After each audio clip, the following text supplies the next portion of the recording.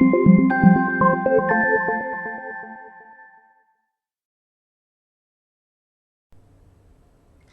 Jewish Mom. So I was telling you a few weeks ago that my father was not in the best shape.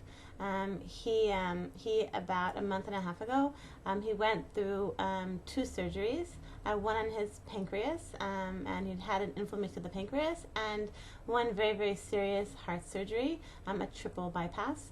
So thank you all so much for your prayers, and thank God today my father he's doing so much better. He can walk for up to 10 minutes without stopping, which means to the end of the block and back, which is incredible. He's able to climb the stairs, about 20 stairs in my parents' house. And he's a little bit cooking and eating much, much better and starting to gain weight. He had lost 35 pounds before the pancreas because he had a lot of nausea from the pancreatitis, which he was suffering from. So Baruch Hashem, my father's doing great, but I want to tell you sort of an incredible story related to my father's recovery, let's say. A few years ago, I took an amazing course by Chaya Hinda Allen called Jewish Positive Thinking. If you Google, I think it's jpthink.com.org, but if you Google Jewish Positive Thinking, Chaya Hinda Allen, it will come up. And she gives courses regularly. I highly, highly recommend it. But what she does is she basically provides, so we all know like positive thinking, it's like a better way to live. Like, either we can live our lives worrying and being in fear and like dreading what's going to come next and like sort of thinking of all the worst case scenarios, or we can live or we can live in a more positive way, expecting the best. And the truth is that it really doesn't help to worry. If something bad's going to happen, then why worry now about it? But the thing is, it's not only a better way to live. Positive thinking it's not only a better way to live, it's also what Chaya Hinda Allen points out is the power of positive thinking to actually change reality and change the future. Through the power of our thoughts and the power of positive thinking, and she brings many, many, like dozens of Jewish sources proving that, that the power of positive thinking and having like a positive view of what's going to happen, that it actually can change the future and change our present also. So I wanted to tell an incredible story related to my father's recovery. So right after my father had surgery on his pancreas, then shortly after that I told you he had a heart attack. So he was placed in the ICU, and the doctors were very, very pessimistic. They're basically handing out, little packages of tissues and sort of preparing us for the worst. And things really, really did not look good. We didn't realize that my father, before the whole pancreas surgery, we didn't realize that my father had heart disease. It turned out that he has terrible heart disease, and was going to need, they said at the time, a quadruple bypass. So I was there. My father's, he is not conscious. And he's on this machine, beep, beep, beep. It's a terrible place, the ICU. And my father just looked awful, and it looked like we weren't sure my father was going to survive. We were far from sure that my father was going to survive, and the doctors were also far from certain. And at that moment, I did a few things. So it's sort of like maybe in the future I'll make more posts about the different things that I did. One of the things was that I pledged a certain amount of tzedakah, of charity, to a certain yeshiva. The next thing was I reminded Hashem of the special zchut that my father has, which I hope to also tell you about at another time. And the third thing I did was, and I did this for several days to come, even after my father was out of the ICU, I envisioned my father, my mother. Usually my father's healthy. My parents come to Israel around 3 times a year to visit us. It's wonderful. We love having them visit, and the kids so look forward to their visits. And I envisioned my parents this coming Sukkot in my sukkah in Jerusalem, my parents, both of them there, hanging out in my sukkah. And it felt completely ridiculous. At the time, it just felt completely, I almost felt like it was like a physical strain for me to imagine something so unlikely. But no, every day I did that, I did that for like a few weeks. I envisioned my father sitting in my sukkah. So Baruch Hashem, as you know, like my father it took taken like a few weeks, but my father's made incredible progress. First of all, the doctor said he wouldn't need a quadruple bypass; he would need a triple bypass.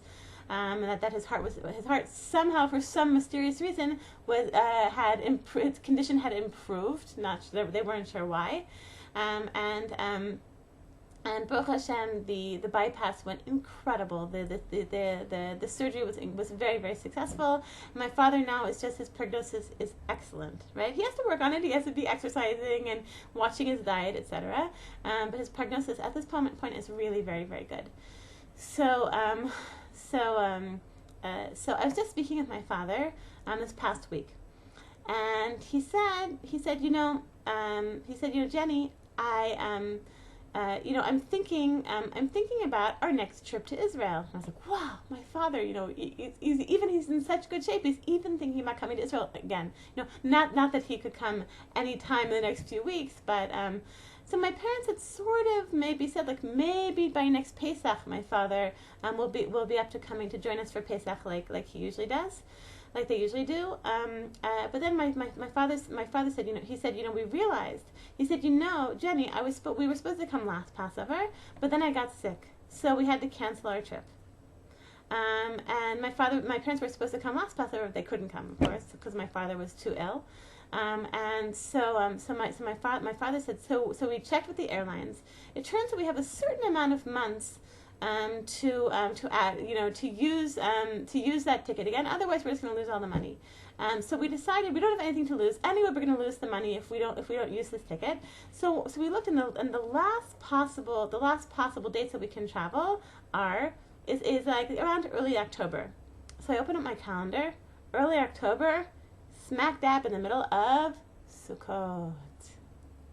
Isn't that something? So I had another incredible experience. Before I gave birth, I went to a certain grave of a tzaddik right next to the shuk, the grave of of a few of the Gera Rebbes. If two of the Gera Rebbes are buried there, it's a place I really like davening. Very convenient, very near my house.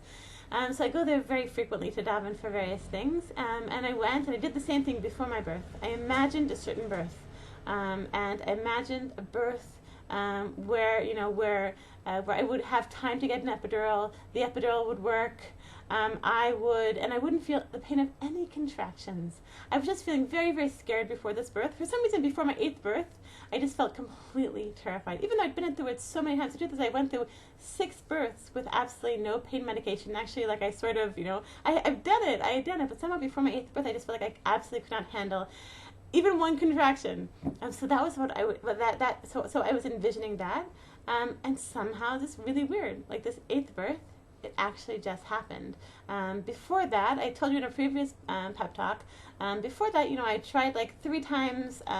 I managed well enough. I didn't need an epidural. 3 times, my birth was too quick to get an epidural. So basically, since my first birth, I hadn't gotten an epidural, or maybe hadn't been able to get an epidural.